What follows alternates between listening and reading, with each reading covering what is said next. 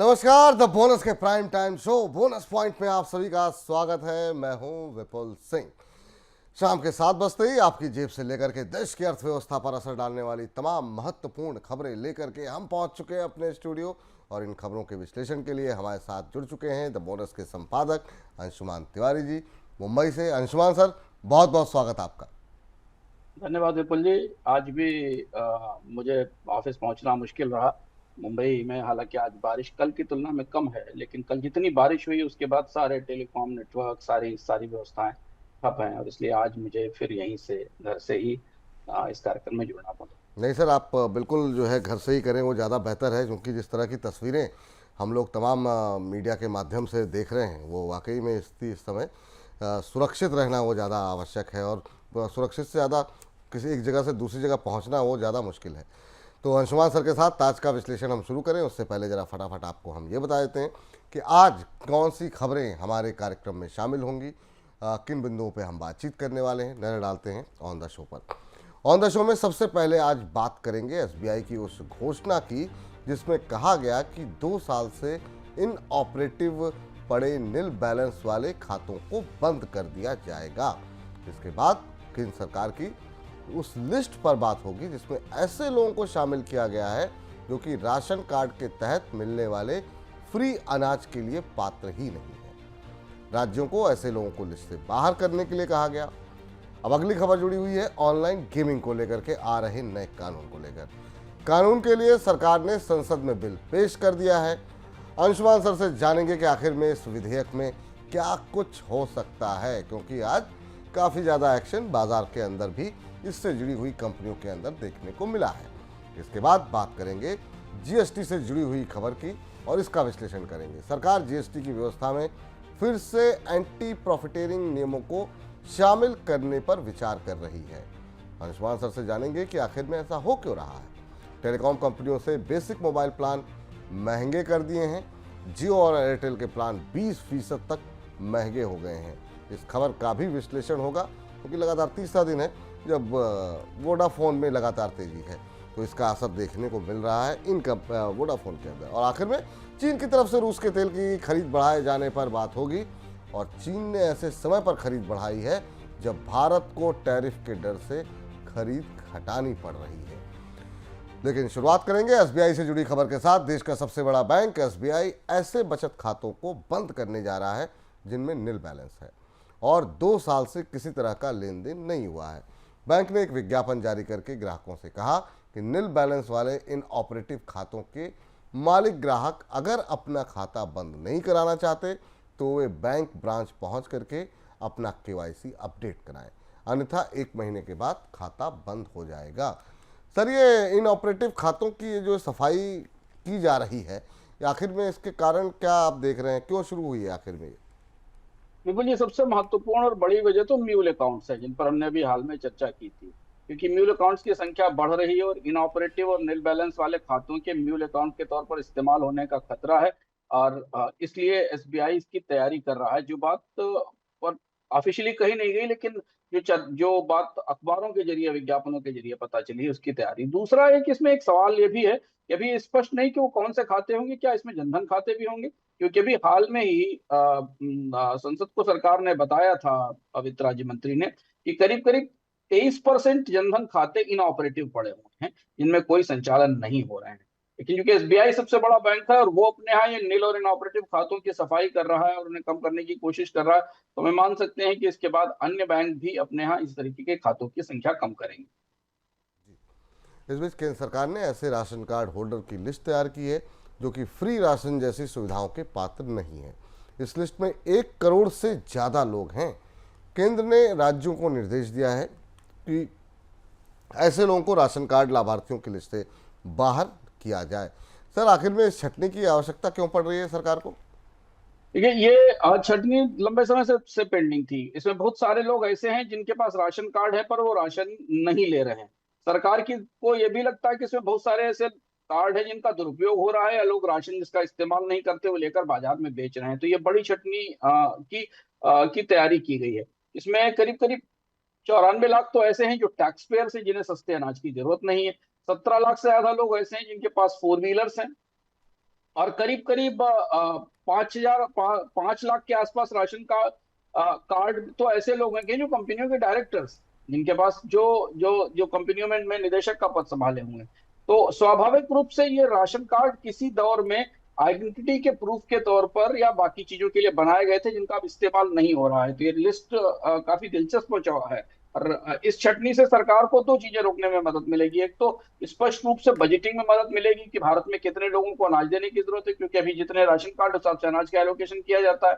और दूसरी चीज ये कि अगर इसमें से बहुत सारे राशन कार्ड्स का दुरुपयोग हो रहा है और उससे लिया गया अनाज बाजार में, खुले बाजार में बेचा जा रहा है, तो उस पर भी रोक लगेगी। जी, इस बीच देश के फाइनेंशियल सेक्टर में आर्टिफिशियल इंटेलिजेंस के इस्तेमाल को लेकर के रिजर्व बैंक ने एक फ्रेमवर्क तैयार किया है, जिसे फ्री एआई फ्रेमवर्क का नाम दिया गया है।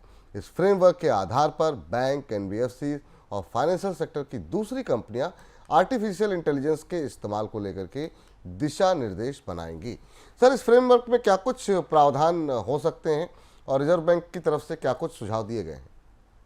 ये बड़ा फ्रेमवर्क है और इस पर बाजार बैंकों के बीच में, बैंक कर्मचारियों के बीच में और फिनटेक कंपनियों के बीच में चर्चा है। पहली बार आरबीआई ने पहल करते हुए एक आर्टिफिशियल इंटेलिजेंस के बैंकिंग और वित्तीय सेवाओं में इस्तेमाल को लेकर ये पूरा एक मसौदा, प्रावधान, फ्रेमवर्क जारी किया है। इसमें एक महत्वपूर्ण बात यह कि पहली चीज तो ये मानना पड़ेगा कि सरकार की हिचक अब एआई को लेकर टूट रही है। क्योंकि इससे पहले तक भारत में एआई के सरकारी कामकाज में इस्तेमाल पर एक तरह से पाबंदी थी। कंपनियों को, सरकारी कंपनियों को, सरकारी विभागों को इसकी छूट नहीं थी। आरबीआई ने इसकी पहल की है। तो आरबीआई ने अपने अपने इस पूरे चर्चा पत्र में 6 अलग अलग हिस्सों को शामिल किया है और 26 के आसपास सुझाव दिए हैं, जिसमें डेटा ग्रिड को लेकर, इनोवेशन सैंडबॉक्स को लेकर, एआई इथिकल सर्टिफिकेशन को लेकर सुझाव दिए गए हैं। और उसके उसका उसका एक स्ट्रक्चर बताया गया है। एक इंडिया एआई कोष नाम का नेशनल डेटा रिसोर्स बनाया जाएगा। एआई के इथिकल प्रयोग के लिए सर्टिफिकेशन का मॉडल होगा। एआई के इस्तेमाल के लिए बैंक अपने बोर्ड स्तर से इसकी निगरानी करेंगे। केवाईसी, फ्रॉड डिटेक्शन और क्रेडिट के लिए एआई के इस्तेमाल के नए नियम तय किए जाएंगे। डेटा प्रिवेसी के नियम होंगे, नियमित ऑडिट होगा, बैंकों का स्ट्रेस टेस्ट होगा और जगह जगह सर्टिफिकेशंस लाए जाएंगे। ये मोटी व्यवस्था है जो आरबीआई इस प्रस्ताव के तहत लेके आ रहा है। और इससे बैंकों को अपने जो एआई मॉडल्स हैं उनकी पूरी ट्रांसपेरेंट जानकारी देनी होगी ग्राहकों को। सबसे महत्वपूर्ण बात है, क्रेडिट स्कोरिंग, चैटबॉक्स और फ्रॉड डिटेक्शन के मामलों में भी एआई प्रोडक्ट्स का इस्तेमाल हो सके। जी, इस बीच सर ये भी समझना चाहेंगे कि जो बैंक संगठन है वो कैसे देख रहे हैं इस पूरे फ्रेमवर्क को? आईबोक की एक प्रतिक्रिया आई है जो स्वाभाविक से थी। बैंक कर्मचारियों ने कहा है कि एआई को यूनिलैटरली लागू नहीं किया जाना चाहिए। बैंकों और फिनटेक बैंकों और खासतौर से वित्तीय संस्थाओं को इसकी छूट नहीं मिलनी चाहिए कि वो बगैर किसी सलाह के, परामर्श के, कर्मचारियों से बात किए बगैर इसका इस्तेमाल कर सके। डर वही है कि आर्टिफिशियल इंटेलिजेंस आने के बाद बैंकों के बहुत सारे ऐसे काम जिनमें जो मैनुअली होते हैं वो एआई की मदद से हो जाएंगे। और ये बहुत स्वाभाविक सी बात है, इसमें कोई बड़ा विज्ञान नहीं है समझने के लिए। तो धीमे धीमे आप आरबीआई एआई को अलाउ कर रहा है। बैंक इसे बढ़कर अपनाने को तैयार है क्योंकि इससे उनकी लागत में कमी आएगी। लेकिन दूसरी तरफ एआई के इस्तेमाल से कर्मचारियों की छटनी भी होगी। तो कर्मचारी संगठनों का डर यहाँ से इस बात से जुड़ा हुआ है। इस बीच देश में ऑनलाइन रियल मनी गेमिंग के लिए सरकार अब कानून बनाने जा रही है और इसके लिए संसद में बिल पेश हो गया है। रिपोर्ट के मुताबिक बिल में प्रावधान है कि गेमिंग यूजर्स पर किसी तरह की आपराधिक जवाबदेही नहीं होगी। आपराधिक जवाबदेही की जिम्मेदारी कंपनियों की होगी।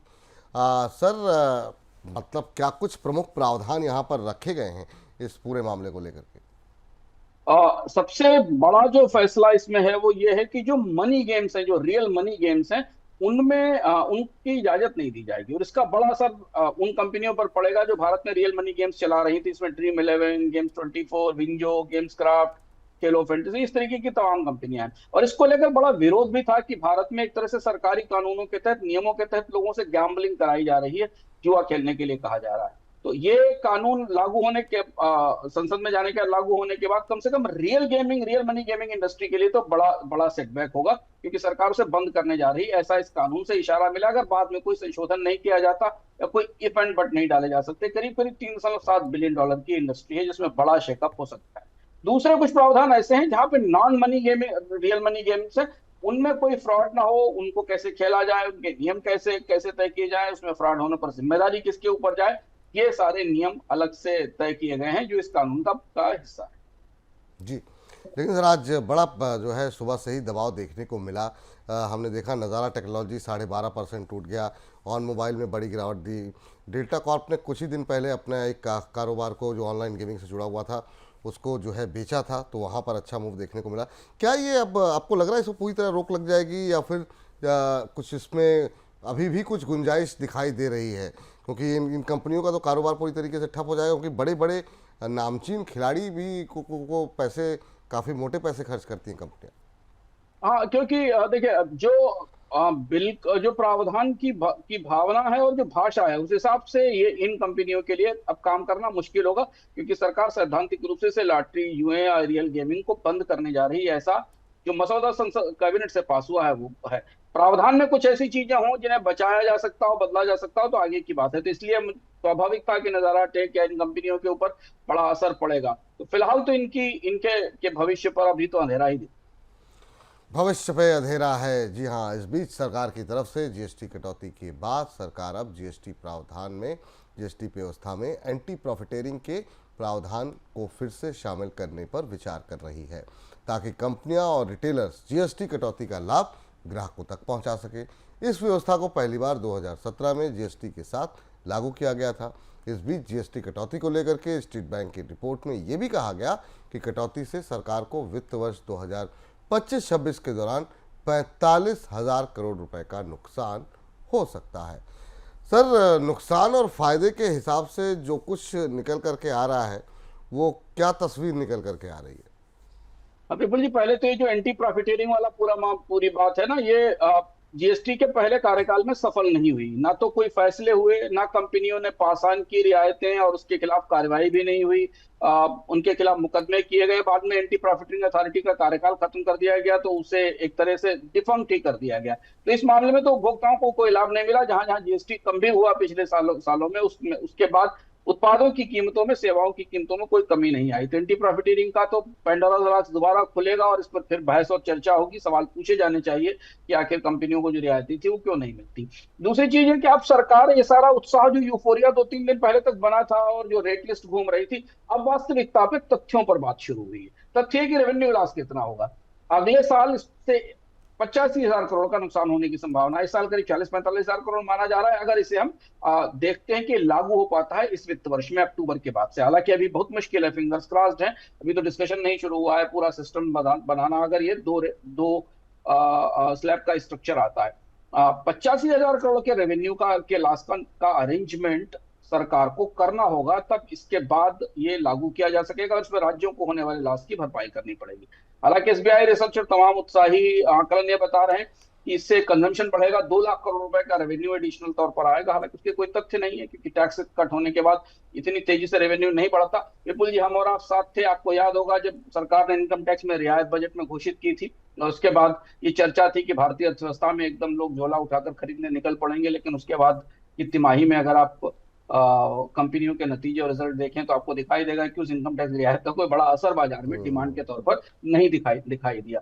तो इसलिए ये चीज तो थोड़ा एक चुटकी नमक के साथ लेनी है। लेकिन हाँ, जो लॉस है वो फैक्चुअली है, वो रियल लॉस है 85,000 करोड़ का। और वही सरकार को उसे समझना पड़ेगा कि उसको कैसे निकाले, नए सेस लगाए जाएं, या फिर सरकार राजकोषीय घाटे को बढ़ाएगी। उसका एक संकेत बाजार को कल मिल ही गया था, बॉन्ड के यील्ड बढ़ने से को लेकर। जी। इस बीच देश की दो सबसे बड़ी टेलीकॉम कंपनियों ने अपने बेसिक प्लान को महंगा कर दिया है।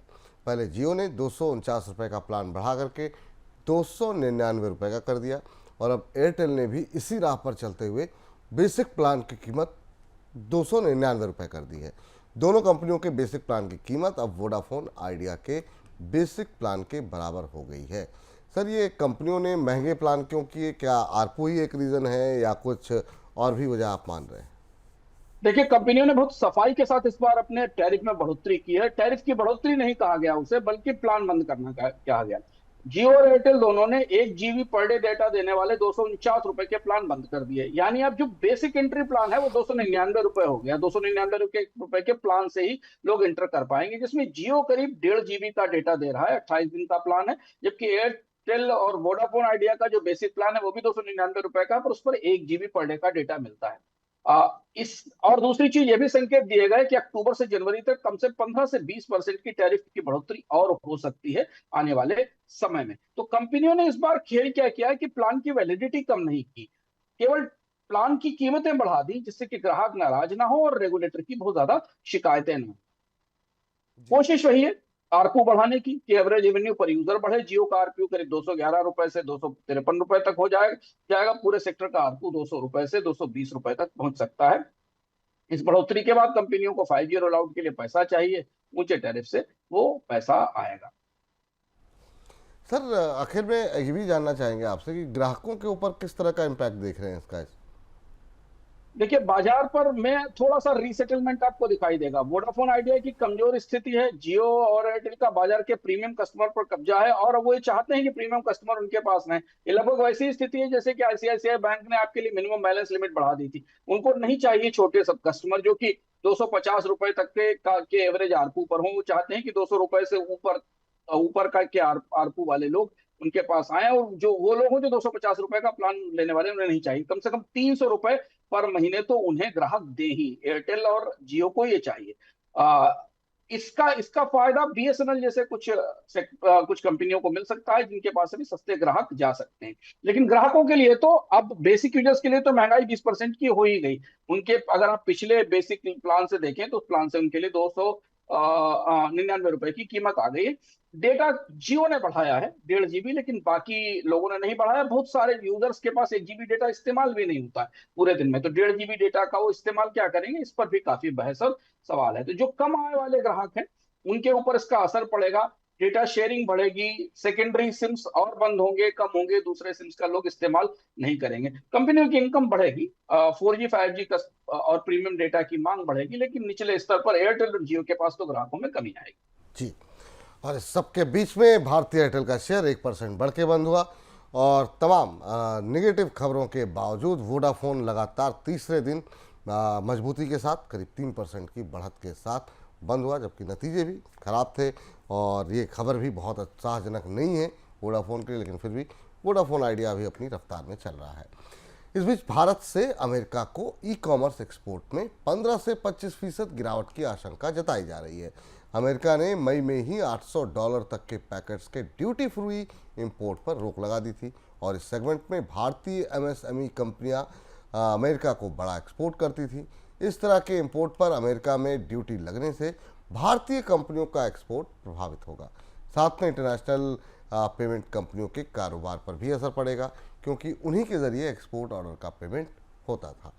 सर, टैरिफ की वजह से नुकसान को लेकर के सरकार क्या कुछ आकलन कर रही है, उनका आकलन क्या कह रहा है?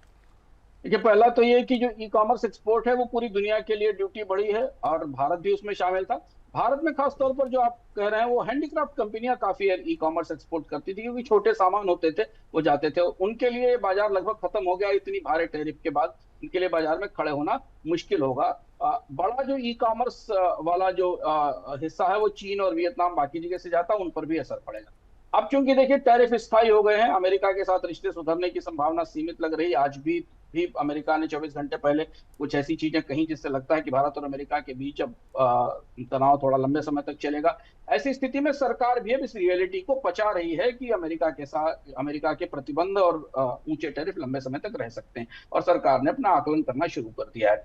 भीतर से जो आकलन निकल के आए हैं उसको उस मामले में संसद में यह बात बताई गई है कि भारत को करीब $48 बिलियन के एक्सपोर्ट का लॉस होगा यूएस के 50% टैरिफ से। आपको याद होगा हम लोगों ने जब चर्चा की थी शुरुआत में, जब टैरिफ आए थे तो लगभग इसी राशि की बात की थी कि 48 से 60 से $50 बिलियन के आसपास, और थोड़ा और ज्यादा $60 बिलियन तक का नुकसान हो सकता है। तो अब उस नुकसान की भरपाई के लिए नए विकल्पों की, बाकी चीजों की तैयारी शुरू हो गई है। लेकिन सरकार ने भी अब इस बात को मान लिया है कि भारत को इस टैरिफ के साथ दुनिया में सबसे ऊंचे टैरिफ, अमेरिका की तुलना में दुनिया में सबसे ऊंचे टैरिफ, चीन से भी ऊंचे टैरिफ के साथ लंबे समय तक रहना पड़ सकता है। जी। इस बीच रूस से तेल खरीदने के लिए भारत पर अमेरिका के पेनल्टी टैरिफ को देखते हुए चीन ने रूस से यूराल ग्रेड के कच्चे तेल के इंपोर्ट को बढ़ावा दिया है। चीन पहले रूस से इस ग्रेड के तेल का ज़्यादा इंपोर्ट नहीं करता था। इसका सबसे बड़ा खरीदार भारत रहा है, लेकिन पेनल्टी टैरिफ की वजह से भारत ने खरीद कम कर दी और चीन ने इस ग्रेड की खरीद बढ़ा दी है। रूस से चीन अब रोज़ाना करीब 75,000 बैरल यूआर ग्रेड तेल जो है वो खरीद रहा है, जबकि उसका 2025 का औसत 40,000 बैरल है। उधर भारत की रोज़ाना खरीद घट करके 4 लाख बैरल पर आ गई है, जबकि 2025 का औसत 10 लाख बैरल है। सर, चीन और भारत के बीच में तेल खरीद को लेकर के ये जो स्ट्रेटजी है उसमें जो अंतर है उसको वो क्यों आता हुआ दिखाई दे रहा है? देखिए, पहली चीज तो है कि जो भी कहा जाए, भारत का रूस से तेल इंपोर्ट कम हुआ है। सरकार ने भले ही कम करने की इजाजत ना की बात नहीं कही हो, लेकिन क्यों कम हुआ है समझना जरूरी है, क्योंकि तेल कंपनियां अपने आप को किसी मुश्किल में नहीं डालना चाहती। आने वाले समय में प्रतिबंधों का खतरा उनके ऊपर है। तो जो प्रमुख निजी कंपनियां, नायरा और रिलायंस जैसी कंपनियां यूराल ग्रेड का क्रूड खरीदती थी, उन्होंने कम कर दिया है। तो ट्रंप की धमकी का या ट्रंप के टैरिफ का असर तो साफ दिखता है। लेकिन दूसरी बात जो बेहद दिलचस्प और बड़ी अनोखी है, वो ये है कि तेल के मामले में अमेरिका के दोहरे मापदंड हैं और बिल्कुल स्पष्ट रूप से। अमेरिका ने कल फिर ये बात कही कि भारत पर प्रतिबंध इसलिए लगाए गए थे, भारत पर 50% टैरिफ इसलिए पहुंचाया गया था, 25% का इनिशियल टैरिफ, कि रूस को युद्ध से दूर किया जा सके और यूक्रेन और रूस का युद्ध खत्म हो सके। ऐसा तो होता नहीं दिखा। ताजी शांति वार्ता भी असफल रही। भारत पर और युद्ध नहीं रुका, इसका मतलब अमेरिका का संकेत था कि भारत पर ये टैरिफ जारी रहेंगे। पर चीन ने अपनी अपनी रणनीति बदली है। भारत से जो ऑयल सरप्लस था वो चीन ने लेना शुरू किया है। चीन दरअसल पहले रूस से ज्यादा तक जो ईएसपीओ ग्रेड का क्रूड था, जो ईस्टर्न रूस से निकलता, पूर्वी यूरोप से, उससे लेता था। एक तो पूर्वी यूरोप से ज्योग्राफिकली, भौगोलिक तौर पर चीन पास था, तो उसको लाने की लागत कम थी और सस्ता भी था। अमेरिका के नए टैरिफ के बाद अब चीन यूराल का तेल खरीद रहा है, यूराल ग्रेड तेल खरीद रहा है। अगस्त में चीन के यूराल का इंपोर्ट करीब करीब 75,000 बैरल पर डे पर पहुंच गया, जो 2025 के औसत 40,000 बैरल पर डे का लगभग दोगुना है। जबकि भारत में आपने देख ही लिया कि भारत में इंपोर्ट में किस तरीके की कमी आई। अमेरिका ने जो अमेरिका के प्रतिबंधों के बाद भारत से में जो डिमांड कम हुई है, उसको चीन ने रिकवर किया है, चीन ने सपोर्ट किया है। दूसरी एक खास बात यह है कि चीन की रिफाइनरीज टेक्नोलॉजिकली इतनी कैपेबल हैं कि वो अलग अलग ग्रेड के क्रूड को प्रोसेस कर सकती हैं। भारत में तत्कालिक तौर पर यूराल ग्रेड की प्रोसेसिंग की क्षमताएं तैयार की गई थी। अगर रिफाइनरीज इसको बदलकर दूसरी तरफ जाएंगी तो उनकी लागत में भी बढ़ोतरी होगी। इसलिए उन्होंने तुरंत उस तेल को लिया और अपने यहाँ भंडार भी बनाना शुरू किया और यूरोप को एक्सपोर्ट भी किया है, जैसा कि अमेरिका ने माना है कि चीन से आने वाले पेट्रोलियम प्रोडक्ट पर यूरोप की निर्भरता ज्यादा है। और इसके अलावा कूटनीतिक तौर पर चीन और रूस के रिश्ते इससे और ज्यादा मजबूत हो रहे हैं। हाँ, आने वाले दिनों में अगर अमेरिका और यूरोप और ज्यादा प्रतिबंध सख्त करता है तो चीन पर असर पड़ेगा, लेकिन फिलहाल अमेरिका अभी चीन पर किसी तरीके की कार्रवाई इस तेल खरीदने को लेकर करने नहीं जा रहा है, क्योंकि अमेरिका और चीन के बीच व्यापार वार्ताएं चल रही जी, लेकिन सर, ट्रंप ने तो कह दिया है कि रूस शायद इस डील के लिए नहीं मानेगा, तो फिर यहाँ से आपको फ्यूचर क्या दिखाई दे रहा है? ट्रंप ट्रंप निराश हैं। कल कल की तमाम कोशिशों के बाद उन्होंने वो पुतिन को अब इस संधि के लिए राजी नहीं कर पाए। और अब यूरोप के देश एक नए किस्म की सुरक्षा व्यवस्था पर बात कर रहे हैं, जिसमें नाटो जैसी सुरक्षा की गारंटी दी जाएगी।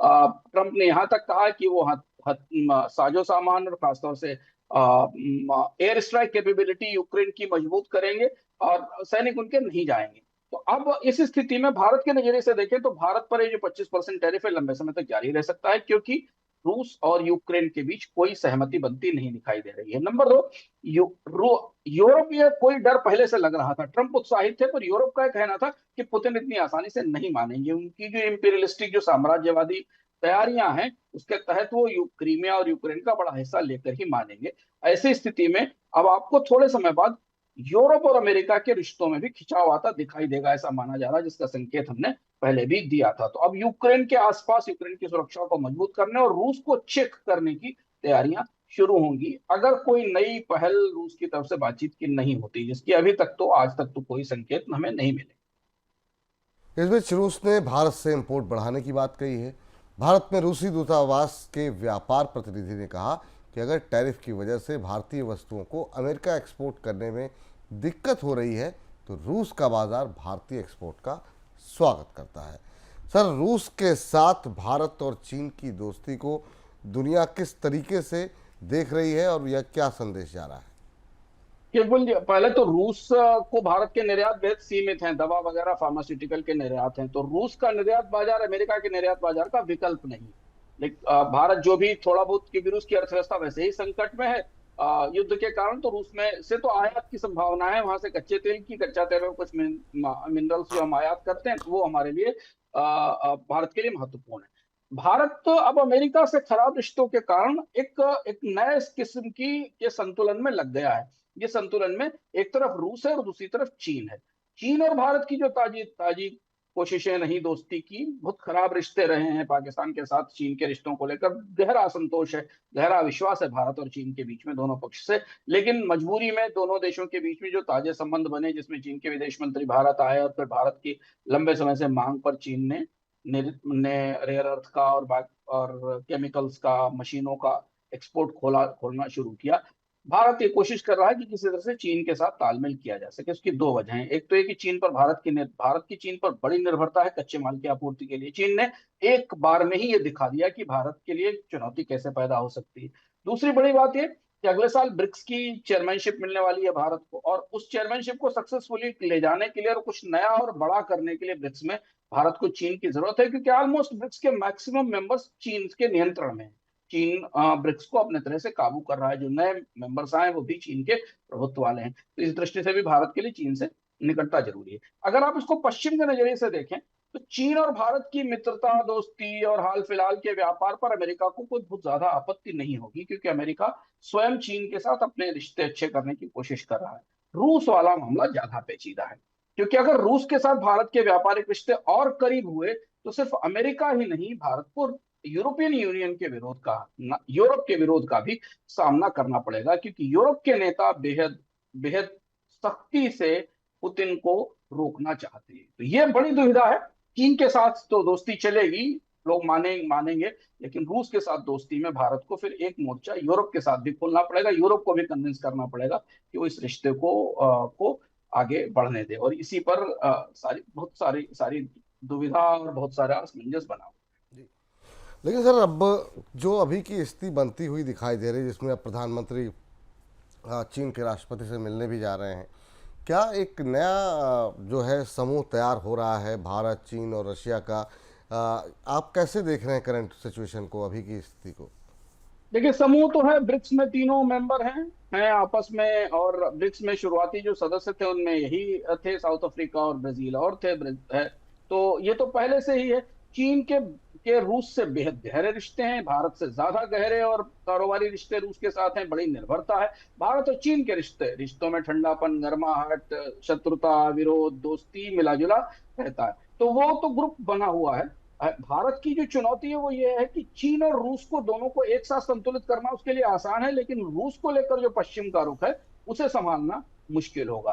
तो ये चीज देखनी होगी आने वाले दिनों में कि भारत की कूटनीति इस बेहद चुनौतीपूर्ण परिस्थिति के बीच में कैसे खड़ी होती है। और दूसरी चीज है कि चीन से जो भारत को रियायतें मिली हैं या आगे मिलने वाली हैं, उसके बदले चीन भारत से क्या लेगा, क्योंकि चीन भी उतना ही हार्ड नेगोशिएटर है, उतना ही मजबूत व्यापारी है जितना कि अमेरिका है।